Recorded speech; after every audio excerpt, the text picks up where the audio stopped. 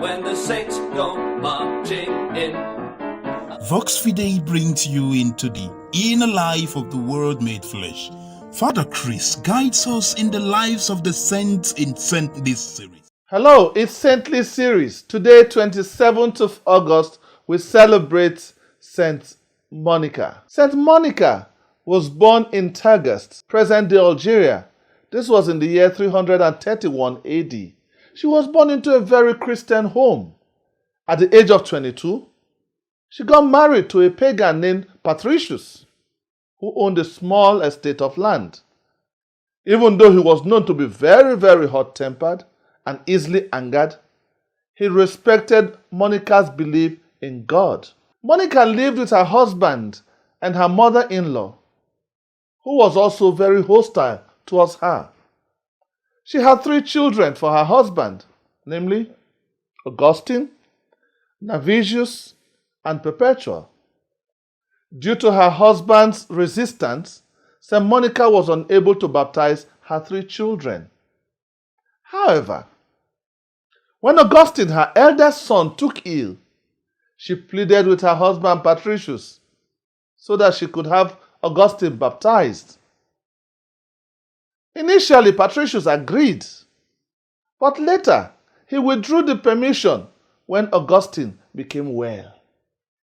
After 18 years of marriage, St. Monica's prayers were so firm and exemplified in her lifestyle, and this finally won her husband and her mother-in-law to Christianity. Her husband died in 371 AD, a year after being baptized. Her eldest son, Augustine, was barely 17 years old when his father died.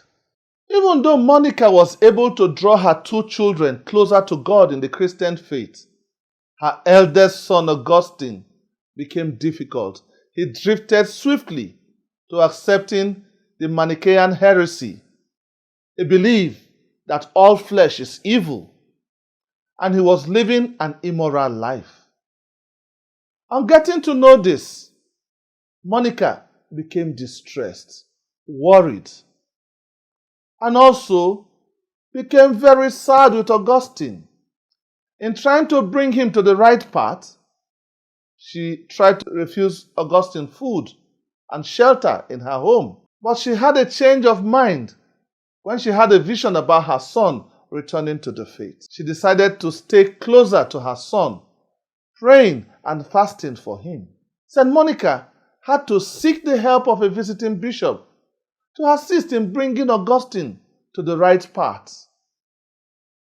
But after a long discussion with the bishop, the conclusion the bishop gave her was, it was not time for him yet.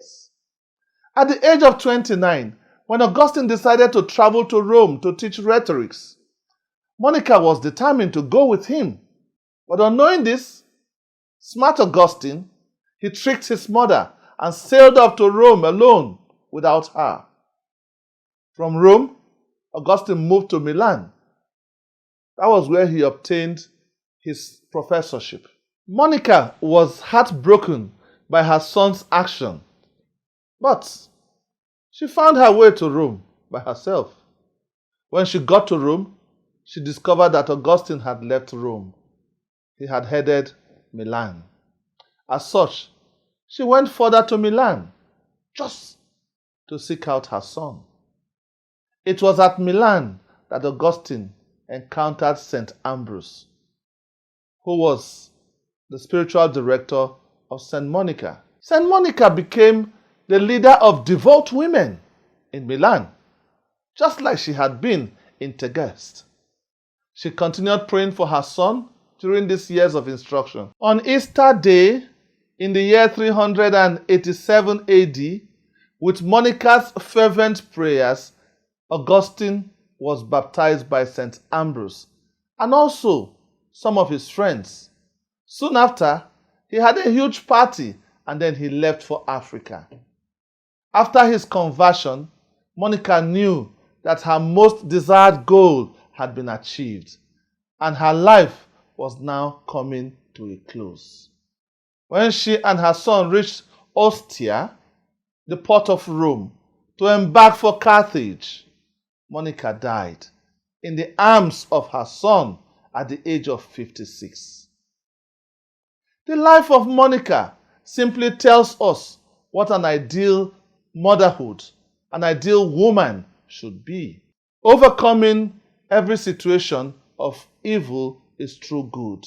It is a message to mothers and women who are struggling with children that are difficult to raise and children that have drifted in the faith. The answer is, stand in faith, stay in prayer, do not give up. The end will come someday. The date of canonization is pre-congregation. St. Monica is the patron saint of widows, of wives, of alcoholics, of abuse victims, of difficult children. The color of the day is white.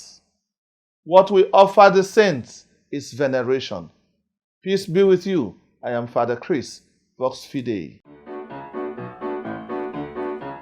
Oh, when the saints go marching in. Oh, when the saints go marching in. Vox Fidei, God is in charge.